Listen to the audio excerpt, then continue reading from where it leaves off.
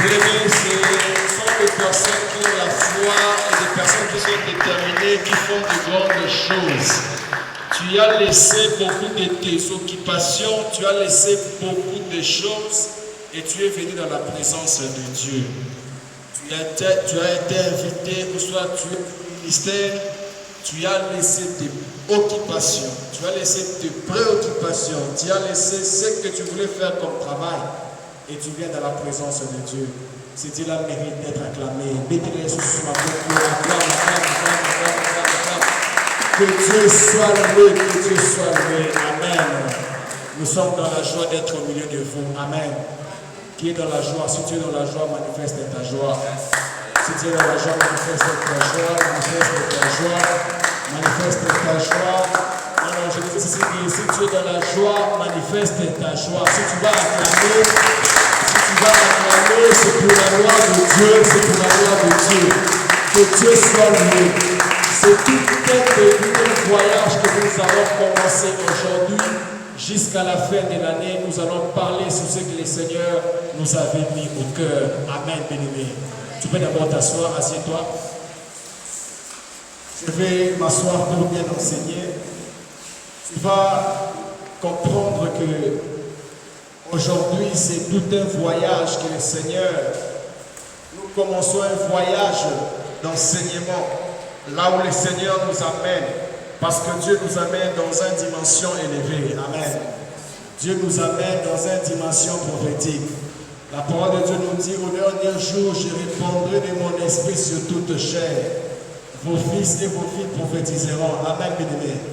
Et j'ai la ferme assurance que nous sommes dans la génération Joël. Quand je parle de la génération Joël, c'est-à-dire dans le temps de Joël, dont Dieu a dit à Joël, je répandrai de mon esprit. Amen, bien-aimé. Voilà pourquoi ces mouvements ici, personne ne peut l'arrêter. Personne ne peut arrêter ces mouvements prophétiques. Personne ne peut arrêter ces mouvements de Dieu. Parce que c'est un mouvement indicatif du temps de la fin. Amen. J'aimerais que tu sois vraiment très attentif. Si tu as ton Bible, tu prends. Si tu as ta Bible, plutôt tu prends. Si tu as les cahiers, les stylos, là tu peux écrire. Tu le fais aussi de même. Parce que nous avons commencé une série d'enseignements. Aujourd'hui, c'est le premier jour. Amen. J'ose croire que beaucoup de personnes n'ont pas pu être là, peut-être à cause des examens d'État qui se feront demain. Mais j'ai la ferme assurance que même ceux qui sont en route vont venir. Amen. Et aussi le dimanche prochain, le dimanche 2, le jour de la clôture, nous serons encore là très nombreux. Joël chapitre 2, verset 28, pour le respect de la parole, on se tient debout. Je lis les passages et bien après, je vais aller m'asseoir pour enseigner ces choses. Joël chapitre 2, verset 28. Est-ce que nous pouvons lire ensemble? Si tu es arrivé, je te donne encore quelques secondes. Ton téléphone ou ta Bible. Joël chapitre 2, verset 28, la parole de Dieu nous dit, après cela, je répandrai mon esprit sur toute chair. Vos fils et vos filles prophétiseront. Répète avec moi, vos fils et vos filles prophétiseront. Non, nous sommes dans un ministère prophétique. Ça, c'est pas un ministère pastoral, c'est un ministère prophétique. Répète encore très fort, vos fils et vos filles prophétiseront. Vos vieillards auront des songes et vos jeunes gens des visions. Verset 29. Même sur les serviteurs et sur les servantes, dans ces jours-là, je répandrai de mon esprit. Amen. Acclame très fort pour la gloire de Jésus. On peut s'asseoir. Père éternel, Dieu Tout-Puissant, merci pour ce temps. Est-ce que ta parole, Père éternel, Dieu, tu as prêché avec puissance? Et cet enseignement qui commence aujourd'hui, ce séminaire d'enseignement, le Seigneur éternel a apporté, Seigneur, beaucoup de choses dans nos vies. Frères et sœurs qui sont en retard, fais les grâces d'être là. Au nom de Jésus, nous avons ainsi prié. Amen. Comme je vous disais, je vais d'abord vous parler de l'historique de ce programme. J'ai la ferme assurance que le français va passer. Amen. Je parle le français parce que vous voyez devant nous, il y a les téléphones qui est devant. On va prendre toutes les séances, ça va entrer dans ses téléphones et on va le mettre sur YouTube. Si pas ce soir, ça sera demain. Amen. Sur la chaîne, sur ma chaîne YouTube, je crois c'est Jédovi Mirakibat. C'est ma chaîne YouTube qu'on va mettre. Et même dans cette chaîne-là, il y a des petites vidéos, des petites séquences. Mais ça sera un long métrage. Amen. Amen, bien-aimé. Content d'être là au milieu de vous. J'aimerais d'abord parler de l'historique. Comment ce thème a pu commencer? Pourquoi ce thème? Pourquoi seulement le choix de ce thème? Le mois d'avril, j'étais assise là derrière pendant qu'il y avait le ministère Emmanuel, le culte du ministère. Et quand j'étais là assis derrière, le Seigneur m'a dit que je dois commencer une série d'enseignements. Amen. Je dois commencer une série d'enseignements durant toute cette année, à partir du mois de mai jusqu'au mois de décembre. Amen. Dieu me dira ceci, que l'objectif de ce message, c'est pour me préparer un peuple prophétique. Amen. Composé de prophètes, de prophétesses du ministère, composé de personnes qui ont le don de la prophétie, des personnes qui ont la grâce de la prophétie, des personnes qui agissent selon l'atmosphère prophétique. Amen, bien-aimé. Des personnes qui manifestent les dons de révélation. Amen. C'est ça que Dieu m'avait dit. J'ai dit à Dieu, Seigneur, si réellement tu veux que ces choses puissent arriver, j'ai besoin que tu puisses disposer des moyens. Dieu me dit ceci. Ces programmes, ce sont vos cultes normaux, mais j'aimerais que ces programmes soient visibles. Amen, bien-aimé. Je serai un peu bilingue. Le programme est visible. Et mon ami, côté, et soit à tout épelé, à table, on peut mais ma terre, on va fiche et qu'on va éveiller ma conscience. Amen, bien-aimé. C'est comme des publicités. Vous allez voir un pancarte, on a mis les publicités quelconques. Même si tu ne vas pas acheter ces produits-là. Amen. Mais déjà, quand tu vois ces publicités-là, ça te montre que tel produit existe. Amen. Et Dieu m'a dit que vous allez rendre toutes vos cultes de cette année, toutes vos cultes de cette année, visibles. Et les thèmes que vous allez parler, ça sera sur le prophétique. Pourquoi? Parce que moi, Dieu, je vais relâcher un peuple prophétique. Et je vais relâcher avec puissance le don de la prophétie et le ministère prophétique dans mon pays et dans les nations. Et l'esprit de Jézabel va commencer à attaquer ces mouvements. Amen, bien-aimé.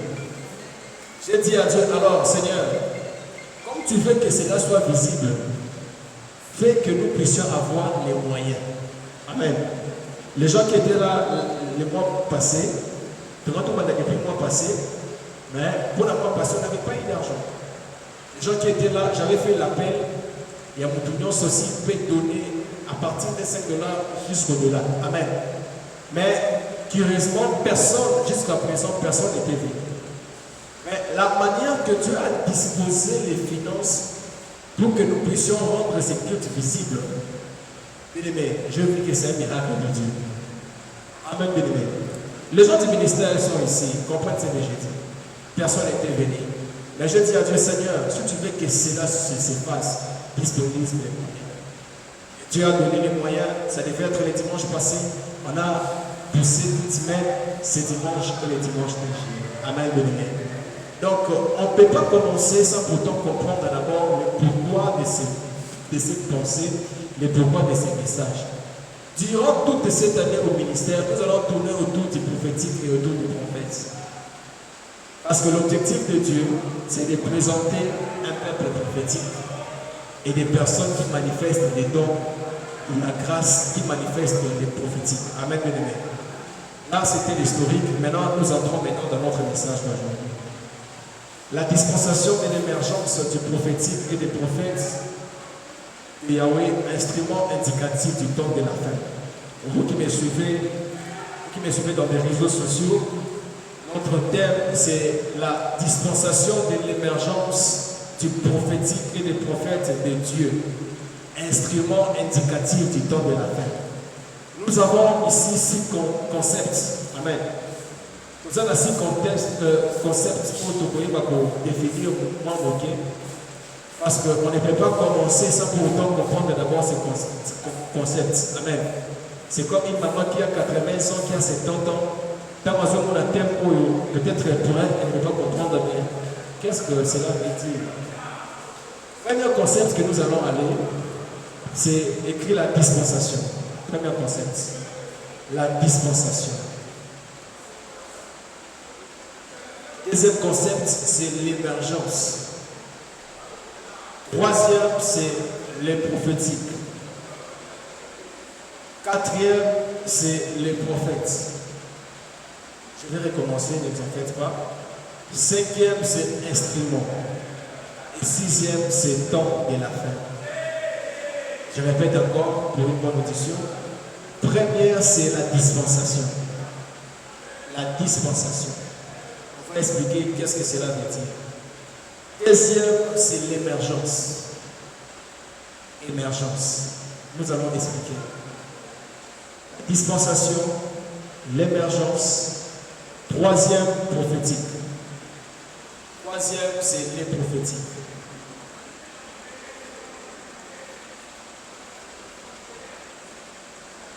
Quatrième, c'est les prophètes. Cinquième, c'est instrument. Les prophétiques, les prophètes. Cinquième, c'est instrument. Sixième, c'est temps de la fin. Voici ces 6 concepts qui réunissent l'ensemble de notre thème. Amen.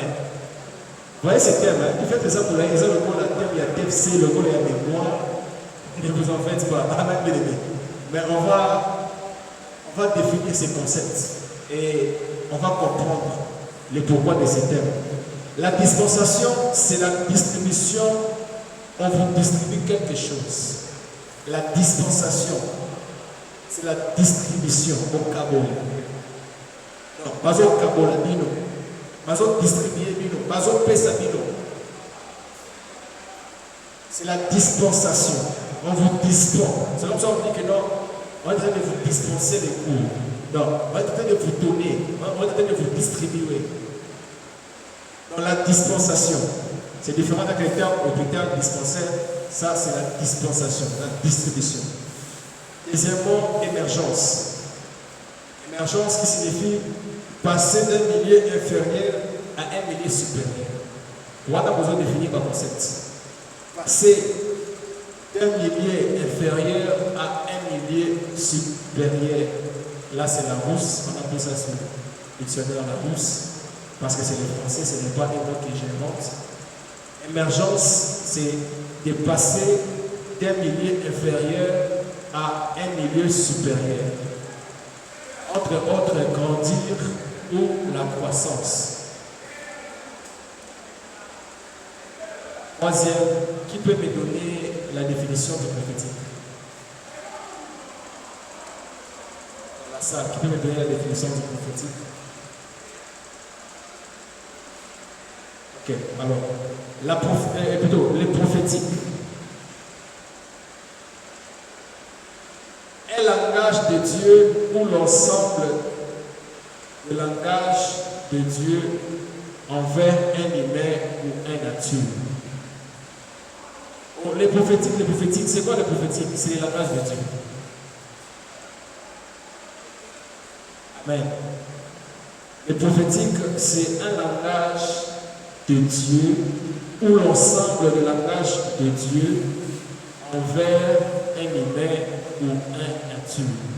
Pourquoi je parle de nature? Parce que Dieu avait utilisé le cheval de Balaam pour prophétiser. Amen.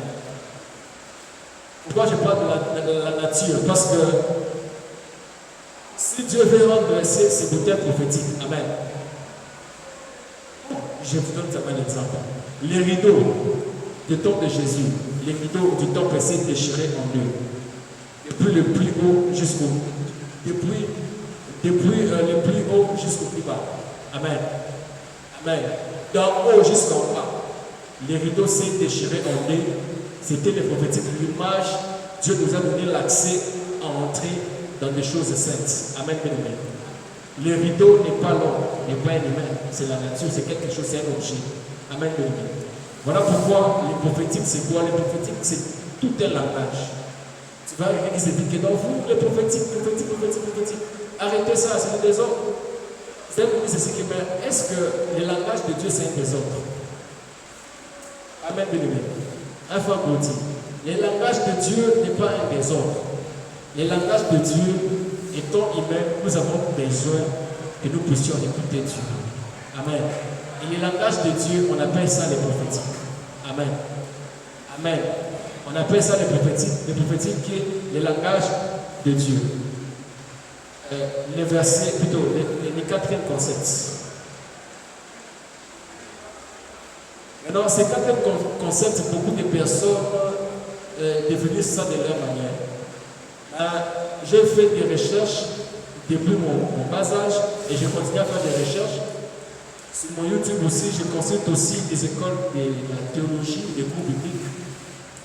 Beaucoup de gens définissent prophète de leur manière. Il va voir quelqu'un qui est à l'intercession, une femme ou un homme qui donne le message directement prophète. Amen. Quelqu'un qui est chez eux à la maison, qui donne le message et ça arrive, et directement on les prend pour un prophète. Amen. Non. Cette personne manifeste juste le langage de Dieu, qui est le prophétique. Amen. Mais attention, la personne peut être prophète s'il répond dans ces choses. Prophète d'abord par définition. Il y a des définitions qui sont universelles, des définitions qui sont acceptées de tout le monde. Amen, bien-aimé. Et ces définitions, entre autres, si tu pars chez les bouddhistes, on va te dire la même chose que je vais dire. Si tu pars chez les kimbandistes, on te dira la même chose. Si tu pars chez les musulmans, on te dira la même chose. Si tu pars chez les bigoutis, on te dira la même chose. Si tu viens chez nous, les enfants de Dieu, on va te dire la même chose. Amen, bien-aimé. Un prophète, c'est qui d'abord? Par définition. Je parle d'abord de la définition universelle. Amen. Je ne parle pas d'abord de la définition biblique, mais je vais d'abord parler de la définition que tout le monde sont d'accord. Un prophète, par définition accepté par toutes les religions, c'est un interprète d'une divinité. Vous qui me suivez sur YouTube, un prophète, c'est un interprète d'une divinité. Divinité, pourquoi? Parce que quelqu'un peut être peut-être serviteur de Kemosh, l'autre peut être musulman, l'autre peut être bouddhiste, et ils ont aussi leur prophète. Et cette définition, c'est acceptée par tout le monde, par les païens. C'est une définition purement humaine. Ça signifie quelqu'un qui interprète la pensée, le langage d'une divinité. Amen. Amen, bien-aimé. Et ça, vous pouvez acclamer, la sœur, acclamer. Même vous, là, vous devez aussi acclamer, là, vous êtes pour la gloire de Jésus. Un prophète, c'est un interprète. Amen. Il ou un interprète? C'est un interprète d'une divinité. Amen. Voilà la définition au Batunios. Attention, ok, pas vous voir. Dans votre définition là. Ok, pas Kaluka. Quand je parle de Kaluka, je ne parle pas pour les gens qui habitent là-bas. Je parle de Kaluka dans le sens Yamade. Amen. Donc si vous partez ici chez nous au Congo, Kinshasa, vous qui me suivez, il y a un camp qu'on appelle Kaluka. Et dans ces camps-là, il y a certaines devins. Si vous partez là-bas, ils vont te dire toujours la même définition. Et la définition universelle, je répète encore. Mais chez nous, les enfants de Dieu, amen. Définition d'émotion de quoi il y a côté, Tondimi. Et c'est vrai aussi. Mais chez nous, les enfants de Dieu, un prophète, c'est un ministre de l'évangile. Un ministre de l'évangile. Un porte-parole de Dieu. Un enseignant et un prédicateur de l'évangile. C'est qui un prophète? C'est un ministre de l'évangile, un porte-parole de Dieu, un enseignant et un prédicateur de l'évangile, une personne manifestant les prophétiques. C'est quoi le prophétique? C'est le langage de Dieu. Amen, bien-aimé. Donc le prophète, c'est une personne qui manifeste le langage de Dieu. Il peut ou pas vous prophétiser, mais son arrivée quelque part peut montrer le langage. Voilà pourquoi lorsque Samuel partait à la montagne, on a dit que ton arrivée ici représente quelque chose de bon. Amen. Quelque chose de nouveau. Ce qui est un prophète, c'est un ministre de l'évangile.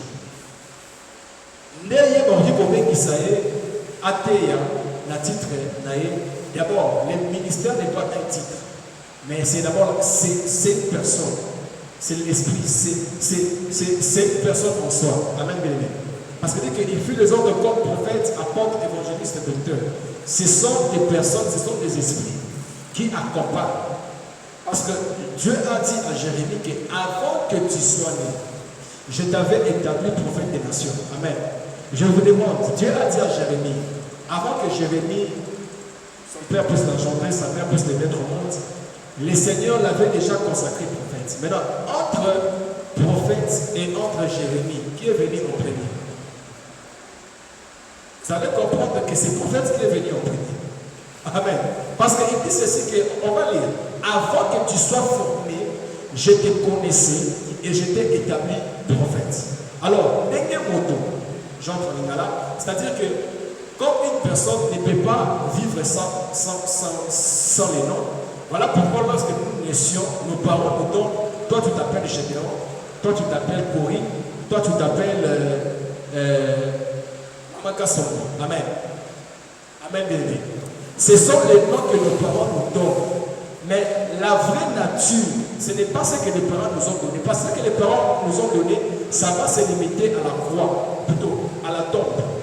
Ça va se limiter à la tombe. On va écrire que non, mort l'an 2120.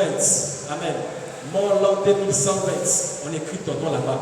Ça, c'est l'identité que les parents t'avaient donnée. Ça se limite à la tombe.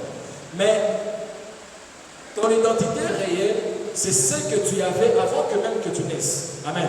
Voilà pourquoi la parole de Dieu nous dit que le jour que Jésus-Christ va venir, nous tous, nous aurons les noms nouveaux. Il y a un là, si on est moi avec toi, ne pense pas que tu vas m'appeler jeune homme, comment vous allez? Amen. C'est un nom qui ne sera pas connu. C'est un nom dont, lorsqu'on va commencer à citer, mais une fois tu entres, la parole de Dieu nous dit que chacun aura un nom nouveau écrit sur son front. Amen, bien-aimé. Amen, bien-aimé. Quand on appelle sur moi, la tombe, on va écrire là-bas. Mais une fois, après cette tombe, après cette vie, ton véritable identité maintenant sort. Maintenant, c'est qui un prophète? C'est d'abord un ministre de Dieu. C'est une personne qui manifeste les prophétiques de Dieu. C'est une personne qui est un enseignant et un prédicateur de la parole. Amen, bien-aimé. Amen. Donc, il peut venir là, d'abord, c'est un enseignant. Lui, avec un docteur, vous pouvez la confondre. Mais c'est quoi la différence entre un docteur et un prophète? Le docteur, lui, il prêche, il enseigne la parole d'une manière doctrinale. Amen, bien-aimé. Il vous enseigne la doctrine, il vous enseigne la parole de Dieu, qui est les logos, qui est dans un état brut. Mais un prophète, il enseigne la parole de Dieu d'une manière maintenant prophétique. Amen. Donc lui, il peut vous parler, exemple, je donne l'exemple, si dans la Bible il y avait ces bouteilles et que ces bouteilles tombaient par terre, les prophètes, lorsqu'il va enseigner, il va enseigner le pourquoi c'est tombé par terre et qu'est-ce qui se cache dans les tombés par terre. Amen, bien-aimé. Mais un docteur, il va vous enseigner c'est quoi la chose, comment ça s'est produit et pourquoi ça s'est produit. Voilà pourquoi le docteur Adams Mboubois, c'est un docteur, mais lorsqu'ils organisent des thèmes prophétiques avec son père spirituel Roland Dallon, il parle très bien, il entre même en profondeur, plus que même certains prophètes, parce que c'est un docteur. Amen, bien-aimé. Mais quand vous regardez le prophète Joël Francis Tadou, que je salue, ces personnes peuvent voir, lui là, il vous enseigne la parole, il entre en profondeur d'une manière maintenant de révélation, d'une manière prophétique. Amen, bien-aimé. Si tu vois quelqu'un qui s'appelle prophète, mais vous lui donnez la Bible de prêcher, il n'arrive pas à prêcher. ce n'est pas un prophète, c'est quelqu'un qui a le don de la prophétie. Parce que la personne qui a le don de la prophétie n'est pas un prédicateur, il ne peut pas enseigner, il ne saura même pas. Vous allez donner la prédication, il peut faire seulement 10 minutes. À celui-ci, il commence à prophétiser. Amen, bien aimé. Pourquoi? Parce que lui, ce n'est pas le don. Pour lui, ce n'est pas plutôt un ministère. Pour lui, il a un don de prophétie. Et puis, le don de prophétie ne se manifeste pas à tout moment. Le don de prophétie se manifeste lorsqu'il y a des prières intenses ou soit lorsqu'il y a une nécessité. Mais tandis que le ministère du prophète, donc je peux être là, tu peux être là, toi étant tes prophètes, les prophètes qui m'entendent sur les réseaux sociaux, ils connaissent ce que je parle, tu peux être là. Sans même prier, le Seigneur te parle des choses. Ce n'est pas nécessaire que non, il faut couper la prière. Non, la prière c'est la source de tout. La prière c'est comme ce ventilateur. Une fois tu coupes, une fois tu te connectes, ça ne va pas se limiter directement, mais ça va commencer à tourner jusqu'à ce que ça va s'arrêter. Maintenant, un prophète qui est gardé aussi longtemps dans la présence de Dieu, c'est quelqu'un d'autre qui ne t'arrive pas. Et même s'il ne prie pas, amen. Quand je dis ne prie pas, c'est ça ne veut pas dire que non, il a abandonné la prière. Non, non, c'est-à-dire qu'il est avec toi, il ne prie pas pour toi que non, sœur Laetitia, alors qu'on puisse prier, que Dieu puisse nous parler. Il peut être, il prend les serments avec toi. Il prend les serments avec toi. Dieu lui parle des choses, et Dieu lui dit des choses, et il te dit. Amen, bien-aimé. Mais celui qui a les dons, il faudra qu'il y ait une intercession. Tu vois, dans l'intercession, vous allez prier, vous priez, pouf, il a commencé à prophétiser. Je vous donne mon exemple. Moi, la première chose que j'ai fait à l'église, parce que pour ceux qui nous voient, ça c'est le ministère Emmanuel Chama. Je parle de l'église maintenant. La première chose que j'ai commencé à faire, j'ai chanté. J'ai chanté à l'église. Après avoir chanté, qu'est-ce qui a fait en sorte qu'on puisse les changer? C'était que, à l'époque, les intercesseurs priaient la nuit. Et notre maison était quelque part à côté de l'église. Les intercesseurs étaient au salon en train de prier. Moi, je dormais. Je me suis retrouvé au salon en train de prophétiser avec les intercesseurs, je ne savais rien. Et c'est le jour-là que le pasteur m'a dit que non, toi, tu restes avec l'intercession. Amen, bien-aimé. Dans les dons, c'est manifesté à l'intercession, les ministères, c'est manifesté à l'intercession, mais c'était d'une manière brute, des ordres. D'une manière où, pour que le message vienne, je devais être sauté, je devais être crié. Mais du fait que chaque chose, lorsque l'enfant naît, l'enfant peut commencer à pleurer en désordre, l'enfant peut commencer à faire caca en désordre, et après quoi, l'enfant commence à grandir. Il commence à grandir, il devient un homme. Donc aujourd'hui, il ne peut plus encore accepter d'être lavé en cours de route. Amen, bien-aimé. Je me rappelle, quand je parle de ça, je me rappelle l'image. C'était en 2008, on nous l'avait chez maman. Et une fois, John, Kisha, il est venu avec l'appareil photo, il a commencé à nous captiver des photos. Amen.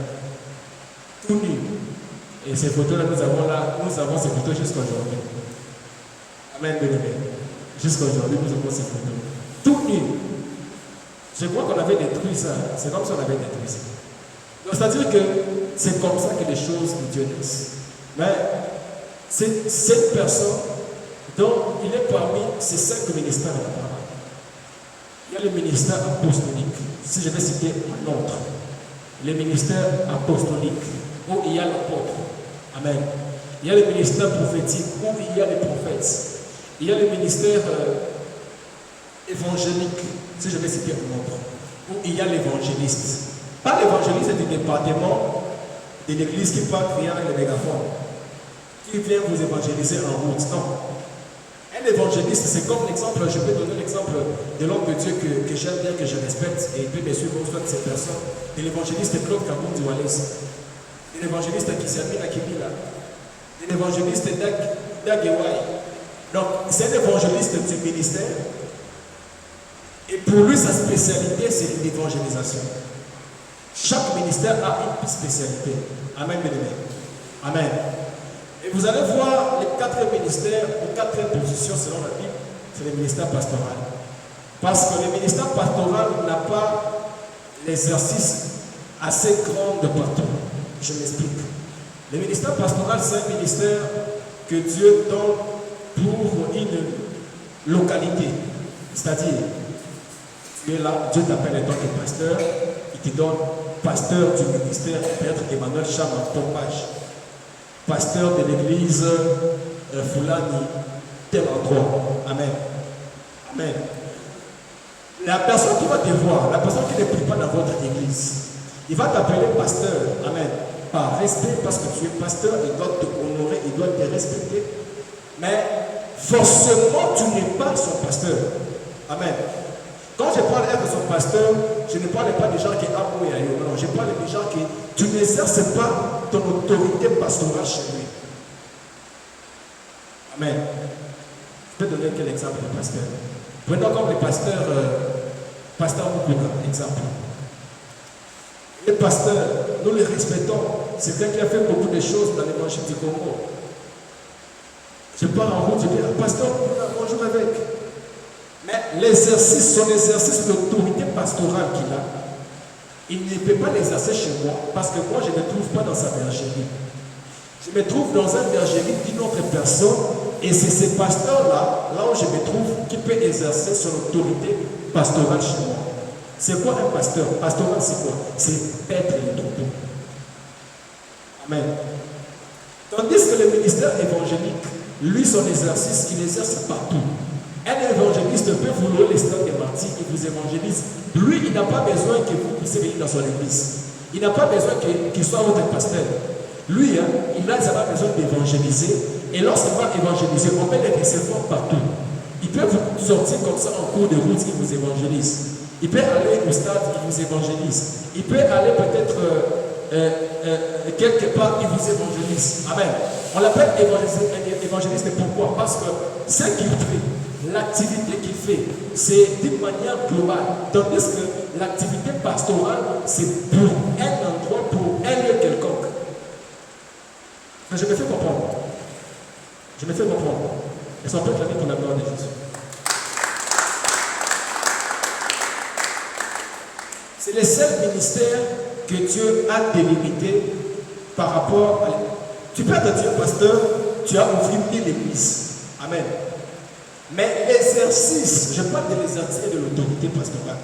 Cela va se limiter seulement dans là où tu es, là, étant que berger, étant que pasteur, étant que gardien. Un pasteur, c'est qui? C'est un gardien des troupeaux.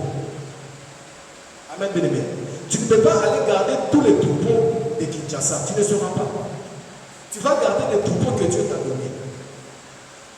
Voilà pourquoi les pasteurs souvent ont plus de l'impact de se chérir à la maison. Moi, je ne parle pas de chérir à la maison, je parle de son église, son ministère. Amen, bien-aimé. Tandis qu'un évangéliste, il va le faire partout. Un prophète, il n'a pas besoin que tu sois ton pasteur. Il n'a pas besoin que vous ayez un Amen. Tandis qu'un pasteur, okay, je donne un exemple facile. Un pasteur, il va t'appeler ma soeur, mon fils, comment tu vas? C'est comment? Comment tu mènes ta vie? Tu dois faire ça, tu dois faire ça, tu dois faire ça. Il connaît ton cas. C'est comme un docteur, un pasteur en fait, c'est un docteur qui suit ton problème. Je ne sais pas comment on les appelle. Donc, vous avez un docteur, on a au moins l'homme de la taille. Amen. Tandis que le ministère de l'évangélisation et le ministère prophétique, ça, et le ministère apostolique, ça a l'efficacité assez grande pour agir. Parce qu'un prophète, je peux venir chez vous, je te prophétise et je parle. Je n'ai pas besoin que je puisse t'encadrer. Amen. Je viens, je te parle de la part de Dieu. Je fais l'exercice prophétique. J'applique l'autorité prophétique chez toi. Je dis que non, Dieu m'a dit ça. Et une fois fini, je pars. Je n'ai même pas besoin de te dire que non, viens au ministère là où je suis pasteur. Que viens à l'église là où je suis pasteur. Non. Amen. On peut se croiser en route. Ma soeur, Dieu me dit ça pour toi. Dieu me dit ça pour toi. Dieu me dit ça pour toi. Donc c'est un ministère dont l'impact, soit l'activité, bien sûr, l'activité de ces ministères s'applique partout. Moi, j'ai un bon contexte que je peux parler. Tandis que l'activité d'un pasteur ne s'applique pas partout. Amen, bien-aimé. Amen. Mais attention, si tu nous manques du respect, tous ces ministres de Dieu, tu seras frappé par Dieu. Mais l'activité d'un pasteur, c'est fait quelque part. Ce qui fait que tu ne pars pas chez nous demain. Vous n'êtes pas ton pasteur. Mais il est pasteur, c'est un homme de Dieu. Mais son activité pastorale ne te lie pas à lui. Tandis qu'un prophète peut se tenir debout à la télévision et dire ceci qu'au Congo, tel jour, nous tous, nous allons voir peut-être quelque chose qui va sortir. Nous allons voir l'arc-en-ciel sortir. Amen. Amen. Si c'est là ça vient de Dieu, l'arc-en-ciel va sortir. Amen, bien-aimé. Un évangéliste, il n'a pas besoin de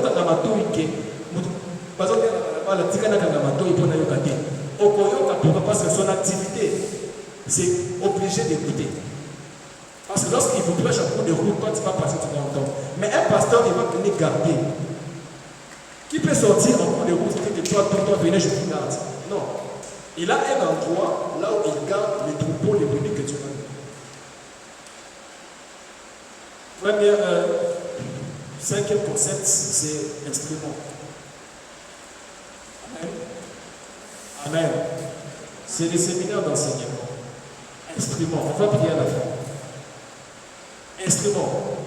Instrument, c'est un objet permettant d'exécuter une action, soit un appareil ou chose servant à contrôler, à produire, à calculer.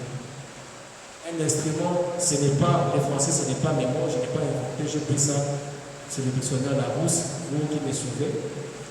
C'est un objet permettant d'exécuter une action, appareil ou chose servant à contrôler, à produire et à calculer.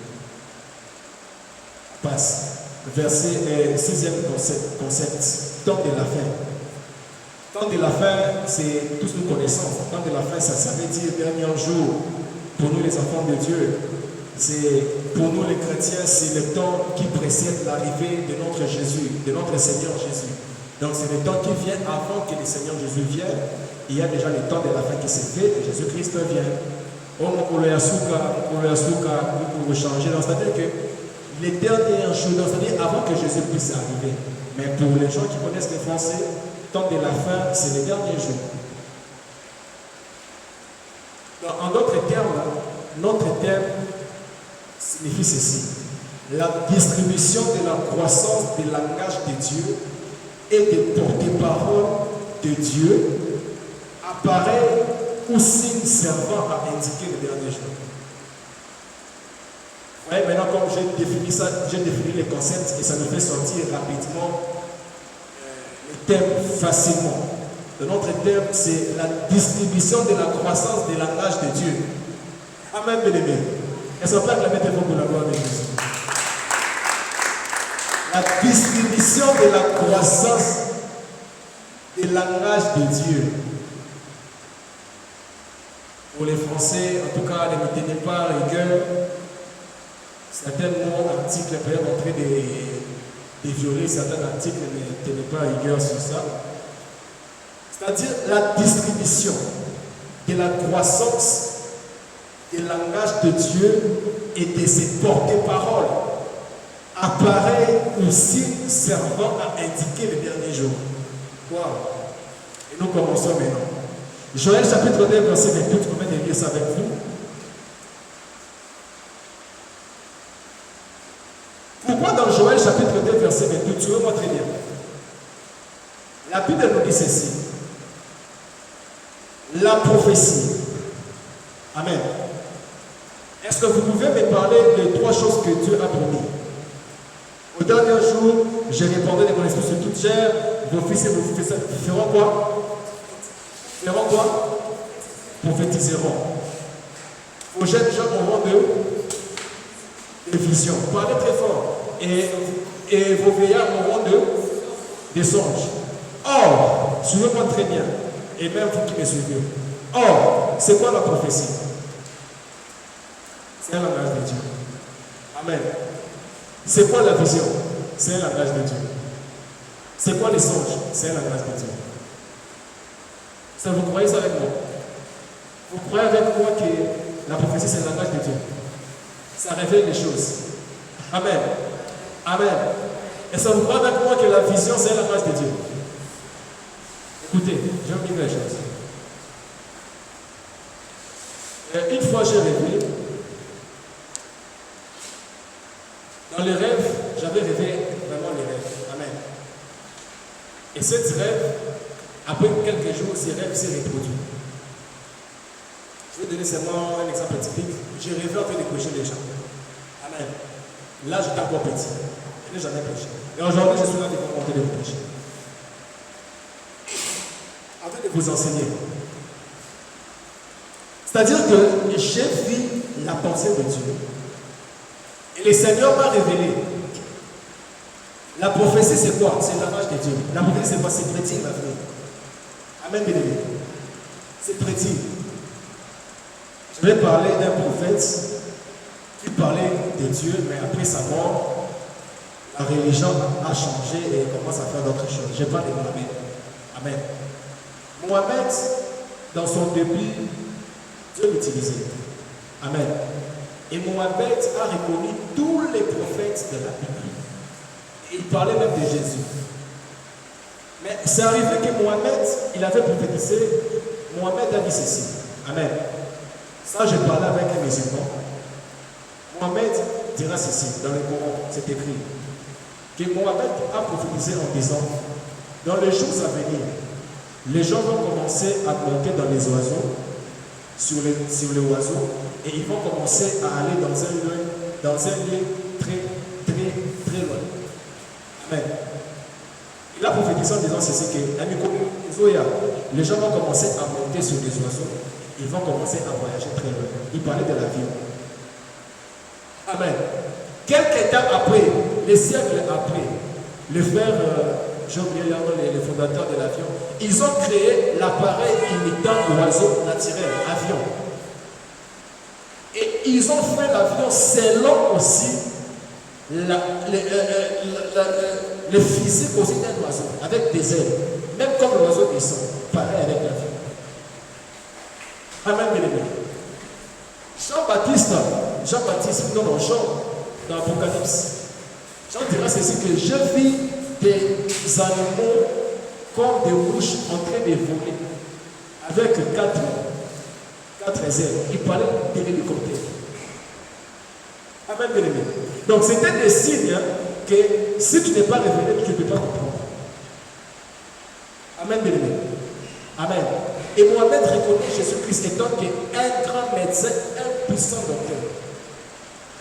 Les musulmans connaissent ce que je dis. Amen, bien-aimé. Amen. Donc c'est-à-dire que c'est un langage de Dieu. Prenons Job chapitre 33, versets 14 à 16. Job 33, versets 14 à 16.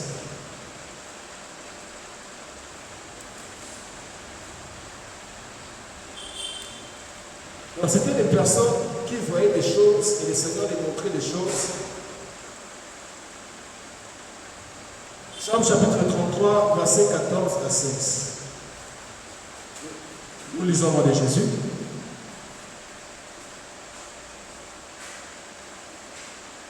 Dieu parle cependant tantôt d'une manière, tantôt d'une autre.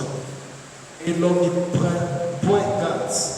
Il parle par des songes, par des visions nocturnes, quand les hommes sont livrés à un profond sommeil, quand ils sont endormis sous leur couche, alors il leur donne des avertissements et met les sots à ses instructions, afin de détourner l'homme du mal et de le préserver de l'orgueil, afin de garantir son âme de la force et sa vie des coups du guerre. Est-ce qu'on peut acclamer très fort pour la gloire de Jésus? Tu iras dans une église, amen. Dans cette église, on va te dire, suis-moi très bien. Retiens bien ça. On va te dire ceci que non, même si on ne te prophétise pas, tu vas voir la main de Dieu. Amen. Et là, c'est inutile. Prophétie ou sans prophétie. Tu vas vivre ce que Dieu a prévu pour toi. C'est vrai. Tu vas vivre ce que Dieu a prévu pour toi. Mais pourquoi on doit te prophétiser qui te sera demain? Amen. Oui, dans la destinée, il est prévu que tu sois président de la République. Mais dis-moi pourquoi on peut te donner la prophétie. Ça va t'aider en quoi? Même si c'est déjà pour toi que tu sois président. Mais la prophétie aide à quoi? Ça aide à préserver l'homme de l'orgueil. Amen. Tu sais déjà que tu seras telle personne, tu seras un grand avocat. Pourquoi on te dit que toi tu seras un grand avocat? C'est pour te préserver de l'orgueil. La Bible dit ceci que Dieu parle tantôt d'une manière, tantôt d'une autre. Et à la fin de quoi? préserver l'homme de l'orgueil. Imaginez quelqu'un, on t'a déjà dit que tu seras président. Amen. Quelques temps pour que tu deviennes président. Tu peux faire de l'orgueil, mais pas à ce niveau. Parce que Dieu avait déjà dit. Amen. Il dit que Dieu parle tantôt d'une manière. Pourquoi? C'est pour préserver l'homme de l'orgueil. Voilà pourquoi, même si tu as été appelé à être un grand médecin, un docteur puissant. Amen. Si moi Dieu me dit que tu seras docteur, je vais te dire que maman, Dieu me dit que tu seras docteur. Amen, bien-aimé. Pourquoi je vais te dire que tu seras demain? Même si cela a été déjà placé dans ta vie, c'est pour te préserver toi de l'orgueil. C'est ça, même la prophétie, c'est vraiment très important. C'est pour préserver l'homme de l'orgueil. Il dit ceci que non, Dieu parle cependant tantôt d'une manière, tantôt d'une autre. Dites-moi, tantôt d'une manière, tu peux être Dieu en prière. Vous qui me suivez, tu es en prière, en train de prier, en train de prier, en train de prier. Et un message tombe directement. Amen. Ce message-là tombe en disant que toi, je vais te bénir. Toi, je vais te faire ceci. Tu peux te dire ceci, ah, je sais déjà, tu vas me bénir. Non. Dieu parle de ça, c'est pour te préserver de l'orgueil. Voilà pourquoi ne nous arrêtez pas de dire que non, ne prophétisez pas sur des choses là que nous connaissons. Même si tu connais que tu seras docteur. Si Dieu voit que tu seras réellement docteur, on va te le dire ça, c'est pour te préserver de l'orgueil. Amen, bien-aimé. Ne sont pas fermés pour la gloire de Jésus. C'est pour préserver l'homme de l'orgueil. Voilà pourquoi j'aimerais te dire ceci. Tel que tu es là. Amen. Tel que tu es là. Ce que Dieu avait déjà prédestiné pour toi, cela va arriver. Mais pourquoi la prophétie? La prophétie va venir révéler ça pour que tu sois préservé de quoi? De l'orgueil. Tu seras ministre, oui, bien sûr. Pourquoi on va te prophétiser que tu seras ministre? C'est pour te préserver de l'orgueil. Amen, bien-aimé. C'est un langage de Dieu. C'est un langage de Dieu. Tu fais peut-être les droits. Tu as besoin d'aimer que tu sois un grand avocat. Et d'aimer que tu te retrouves avec quelqu'un, avec un homme de Dieu, qui soit pasteur, qui soit qui te dit ceci, que non, tu devrais être un grand avocat. Ne dis pas qu'il n'a rien dit déjà. Dieu sait que tu seras un grand avocat, mais Dieu, il a révélé ça pour te dire, enfin, que allô, olayo, nani, n'a orgueil. Amen, bien-aimé. Amen. Amen. Pourquoi? C'est pour préserver l'homme de l'orgueil. Voilà pourquoi, même si elle peut faire de bonnes choses, Dieu le fait pour que moi, derrière ce par mes propres efforts, c'est par mes propres, parce que j'ai beaucoup de candidats, on m'a beaucoup voté par des gens. Voilà pourquoi je suis juste devenu président. Non, Dieu avait déjà dit que tu seras président. C'est pourquoi il va quelque. Même si tu feras les efforts, même si on va te coacher par des avocats pour être un grand avocat et demain tu seras un grand avocat, sache déjà qu'il faut que je te rappelle que Dieu déjà avait déjà parlé. Voilà, on revient ici. Parce que Dieu avait déjà dit ça. Amen, bien-aimé. Amen. Vous qui êtes en présentiel, est-ce que vous pouvez acclamer pour la gloire de Jésus? Acclamer pour la gloire de Jésus. Vous préservez l'homme de l'orgueil. Et c'est quoi l'importance? Nous venons de le dire. Son importance, c'est de préserver l'homme du mal. Tu peux aller dans quelque chose. Regardez, les prophéties, on ne peut pas l'arrêter. Comment ça tu peux dire que non, tu veux arrêter le langage de Dieu? Tandis que toi, tu pries Dieu. Et tu dis ceci que non, la prière, c'est un langage. La prière, c'est, on dit quoi, communion. Alors, la prière, c'est, on disait quoi quand on était encore enfant. La prière, relation avec Dieu. Amen. Mais comment ça, toi, tu peux prier, mais tu n'as pas besoin que Dieu fasse aussi des relations avec toi. Et quand tu vas faire la relation avec toi, on appelle ça le langage de Dieu. Et ce langage de Dieu-là, on appelle ça prophétique.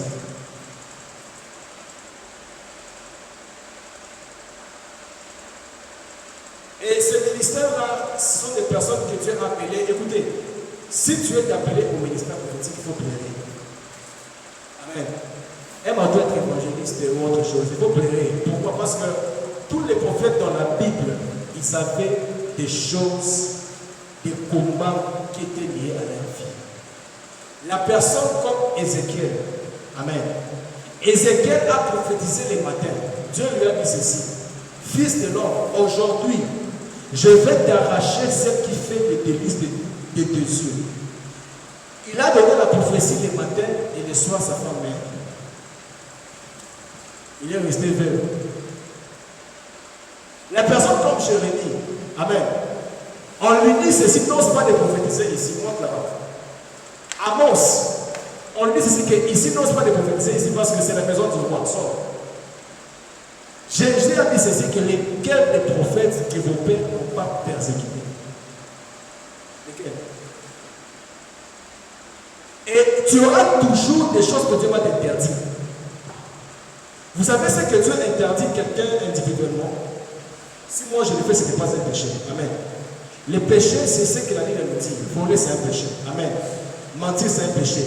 Mais si toi, Dieu t'avait dit d'aller à la montagne 3 jours par semaine, et que moi, je pars 2 jours par semaine, toi, que Dieu a dit qu'il va 3 jours par semaine, ne me juge pas. Je ne pêche pas. Amen. Parce que toi, tu as réussi ton orientation divine. Pour toi, il faut faire 3 jours. Mais pour moi, je vais faire 1 jour et Dieu m'exauce. Amen, bien-aimé. Et tu vas voir un autre serviteur de Dieu. Le Maître Dieu lui a dit que toi, chaque 3 semaines, après 3 semaines, il faut mettre dans la montagne, faire ceci, faire cela, faire ceci. Et c'est un mouvement, le don, soit le ministère des personnes où il y a beaucoup de combats, beaucoup de complications. Pourquoi? Parce que lui, il représente tout ce qu'il fait pour lui, c'est prophétique. Dieu a dit à un prophète qu'on appelle Esaïe. Amen. Esaïe enlève tous les habits marchés. Qui a déjà lu ça? Fais ceci. Si tu as déjà lu ce passage. Hein? Dieu a dit à Esaïe, frère, marche nu. Dites-moi, qui va accepter de marcher nu? C'est pas comme maman Corinne est là. Prophétesse de Dieu. Amen. Consacrée, ordonnée. C'est son père spirituel. Et Dieu lui dit un jour, Corinne, lève-toi. Puis Dieu l'avait fait marcher à 12 heures. Lève-toi. Marche nu. Et on voit maman Corinne enlever et puis commencer à aller. Elle a la masse, enlever les habits. Elle part à côté de son lieu de travail. Elle fait magasin, elle fait cette route, nous tous on va l'inciter, nous tous on va les vilipender. C'est de la sorcellerie. Mais Dieu a dit à Esaïe, et lorsque Esaïe a dit ça, lorsque Esaïe a fait ça, Dieu lui a dit que comme tu es resté mis, ainsi dit l'Éternel, les enfants d'Israël seront mis depuis de leur face. Donc tout acte qu'un prophète de Dieu peut faire, c'est selon les recommandations de Dieu, c'est une prophétie. Amen, bien-aimé. Amen. Il y a un prophète que j'oublie le nom, vous pouvez me rappeler, Francis Lassalle. Dieu lui a dit, va, épouse une pute. Elle est partie, elle a pris la pute, elle l'a épousée à Otimoine. Dieu a dit, Pesa et Congo, il y a Amine, je crois si je me trompe. À Pesa et Congo, Dieu a dit, ainsi dit l'Éternel, Congo, non. Parce que vous, Israël, vous vous êtes prostitués, voici tel mandat va vous arriver. Après 2 ans, Dieu nous dit qu'il sort encore, épouse encore une pute. 2 putes à la fois à la maison. Si c'était aujourd'hui, on va dire qui va l'accepter? Qui va venir dans son église? Qui va venir dans son ministère? Esaïe, pour la 3e fois, Dieu nous dit mange des caca. Qui a déjà dit ça? Dieu nous dit mange des caca.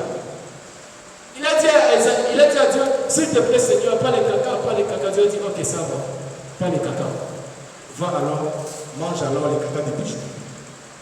Il a mangé les caca des pigeons. Amen. En mangeant les caca des pigeons, Dieu lui a dit, ainsi dit l'Éternel. Il y aura ceci, il y aura ceci. Donc, tous les actes qu'il fait, c'est prophétique. Amen, bien-aimé. Amen. Tous les actes qu'il fait, c'est prophétique.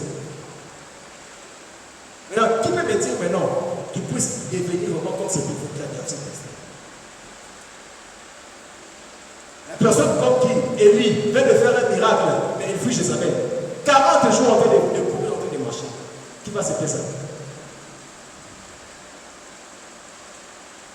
Tu auras des combats particuliers, entre autres des combats des femmes, toi qui es un homme, le combat des hommes, toi qui es une femme. Toutes les personnes qui manifestent le ministère prophétique, soit le nom des prophéties, ils ont ces combats-là. Amen. et de l'orgueil. Si tu n'es pas avisé, tu seras un orgueilleux, comme pas possible. Or, pourquoi c'est un orgueilleux? Parce que c'est comme si on te dit qu'il y a des pour toi à ton travail. Ou pour qu'il y ait des qui ton travail. Si même tu te fais l'orgueil. Amen, bien-aimé. Jésus lui-même, il se qualifie en tant qu'un prophète de Dieu. Il est mort nu à la croix. Qui va se faire ça? Jésus, 33 ans, ni à la croix. Imagine déjà, ni à la croix, 33 ans. Quelqu'un qui fait des miracles, mais vous voyez sa nudité. Qui va accepter ça? Si tu es appelé au ministère du prophète, il faut prier. Si tu es appelé, même pas au ministère, mais au don de la prophétie, il faut prier. Parce que parmi les personnes que le diable cherche à détruire, ce sont ces personnes-là. Pourquoi? Parce qu'ils sont comme les services de renseignement pour une armée. Amen. Si vous voulez bien réussir la guerre, aujourd'hui nous avons CIA, nous avons Mossack pour Israël, nous avons ANER pour le Congo, et ainsi de suite. Et ils sont là, ce sont des yeux, des porte-paroles de Dieu, ils portent la parole de Dieu. Et ceux qui font la synthèse prophétique, ils peuvent sortir en train de vous faire rigoler, en train de faire rigoler. Vous tous là, vous autres, c'est vous autres. Or, les rigolements qu'il fait là, c'est un langage de Dieu qui est caché dans ça. Amen, bien-aimé. Amen. Ni en train de partir, 12 heures. 12 heures. Et puis Esaïe, c'était un papa, ce n'était pas un jeune. Jérémie a dit ceci, que pourquoi ma souffrance est-il continuelle? Amen, bien-aimé. Regardez comment ces choses se sont-ils passées. Pour finir, parce qu'on finit à 19h30, j'aimerais donner mon exemple. Amen. Comment j'ai réussi mon appel. C'est un exemple dont, si tu veux suivre, tu vas revoir la vidéo sur YouTube. Et puis, tout petit, je voyais des messages, les gens me disaient, mais je vais d'abord parler de ce que moi-même je vis. Amen. Moi, personnellement. Je me voyais en train de prêcher beaucoup de personnes. Des stades en train de prêcher, dans des stades, beaucoup de gens. Là, c'était des similaires que Dieu m'a montré. Mais une fois, j'étais à Pentecôte. Les gens qui connaissent Pentecôte, c'est Ring numéro 1. C'est là où j'ai fini. En 6e des humanités, c'était, je vois, c'était au mois de mai, en 2018. Je m'étais allongé, il y avait personne, mes amis étaient de l'autre côté. Il y a une salle là qui est au-dessus, là, si vous partez là-bas, il y a une salle qui est au-dessus. À côté des bureaux. Directement, j'ai vu une personne s'apparaître devant moi. Je lui ai demandé qui est-il. Il m'a dit que je suis Élie le prophète. Suivez-moi très bien. Il m'a dit des choses et il me dira que non, tu marcheras dans mes traces. Et tu auras un ministère de contestation. C'est-à-dire un ministère de Babago et Eufo. Mais tu vas faire ça. Ok. Là, j'ai eu ça. Un autre jour, ma chambre était quelque part. Je me suis réveillé comme ça. J'ai vu une personne là un peu en train de me regarder. C'était des apparitions. Dieu m'a révélé beaucoup de choses sur ça. Mais je vais maintenant vous montrer le temps qu'on va consacrer et avant la consécration. Je sors d'autres choses. J'étais assis de l'autre côté. Les gens qui venaient dans notre église connaissent qu'avant que je m'assoie là, on s'assoit nous les serviteurs, je m'assieds à côté de la porte de l'église. À la porte, c'était pas quoi la porte était devant. Et j'ai entendu dans mes oreilles, Dieu me dit ceci. Je vais te faire remettre comme tu étais dans les années 2013. Je suis allé, j'ai dit ça à mon père spirituel. Mon père spirituel, c'est lui aussi mon père biologique. Je lui ai dit ça. Il s'est dit, il n'a rien dit. Amen. Avant même ça, je me rappelle, avant même ça, il y avait un homme de Dieu, un prophète qui était sorti de la Mola. Il avait prophétisé sur moi. Il avait même prié pour moi devant les frères. Les frères peuvent témoigner ça. Et c'est vrai. J'ai ces vidéos qui m'a donné des messages. Et j'étais à côté avec mon père. Il me dira que je vais prier pour ton fils tel jour. Et puis il me dira apporte la toile de grâce. Je lui ai dit je vais apporter. Je dois aller récupérer l'argent que j'avais gardé à la banque. Et je suis venu pour le donner. Et il a prié pour moi. Il avait vraiment prié pour moi. Mais avant ça, j'avais encore vu, j'étais allongé au salon. Je voyais deux prophètes. Un qui était il était avancé en âge, Et l'autre, il était un jeune. Le jeune a touché les bâtons. Et avant ça, quand je suis en train de monter, il montait ces escaliers ici. Dieu m'en est témoin, c'est que je parle. Il montait ces escaliers. Ils ont commencé à toquer la porte. Moi, je voyais ça en songe. Amen. En train de toquer la porte, moi j'étais là-bas. En train de toquer la porte. Et bizarrement, dans le sens, c'est mon père qui me répond. Vous cherchez qui?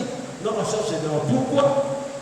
On veut le consacrer parce que Dieu nous a envoyé l'établi prophète. Amen, bien-aimé.